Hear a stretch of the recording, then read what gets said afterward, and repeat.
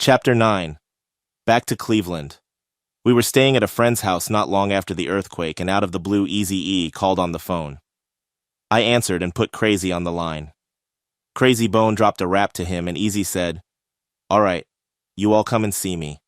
I'm gonna call you all back tomorrow and let you know where to hook up." We were at this dude's house that we were staying with, and for some reason, his wife took the phone in her room and locked the door and didn't come out until the next day. The phone was ringing, and that was our call to find out where to meet Eazy-E. We were just sitting around madder than a motherfucker.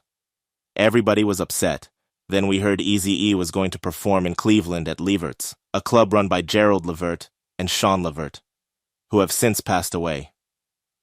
We all looked at each other and said, "Well, I guess we're going home."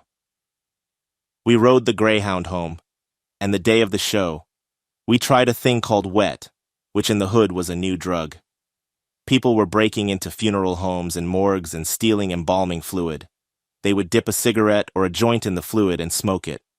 People started dying from this.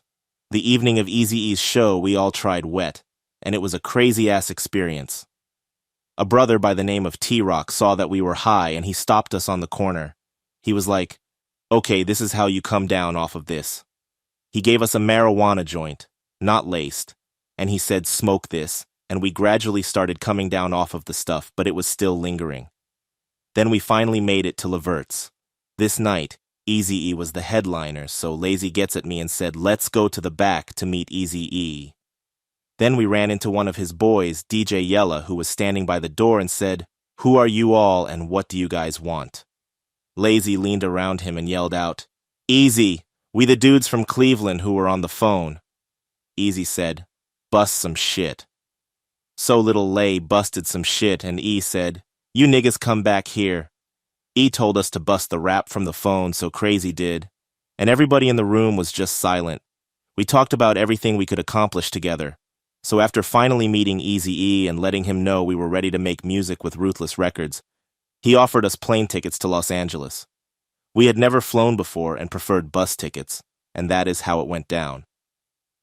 The next day, we were on the bus to Los Angeles again.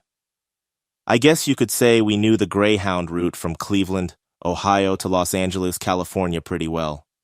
That night, after the show, this one guy who was driving us back to the hood was hating on us for hooking up with Eazy-E, and he was driving erratic, like he was going to crash. Straight jealousy. Then Krayzie snapped because this guy was driving drunk or something, and Krayzie yelled out, "Motherfucker, stop the car, or I am going to fuck you up." Then he stopped right away, and we all jumped out of the car and started walking. We were saying, "This motherfucker is trying to stop our dream, fuck him, fuck him." We continued walking. You know it's a normal thing, playa hating on us. The epitome wasn't even upon us yet, and to this day when we see each other we say, "Chagrin baby." So we said "Chagrin baby" all the way back to the hood. Chagrin was the street we were on. Eventually, Lazy talked to a bus driver and told him our situation, and the bus driver said, "You all get on the bus and I'll take you home." He drove us back to St. Clair's, and that was real cool. From LeVerts to St. Clair's is about a 30-minute drive or a few hours walk. We ended up in our hood and said to ourselves, "This is about to happen. This is really about to happen." We ended up on a bus to Los Angeles. It's a 3-day ride from Cleveland to LA on a Greyhound bus. Lazy found some money somewhere so we could buy some sandwiches and stuff. We were on our way back to LA, happier than a motherfucker knowing that something good was about to happen. I would say 2 months later we got a record deal, and 1 month after its release, our record went gold. 500,000 units sold. The release date was June 1994. I was still 17 years old and turned 18 several months later.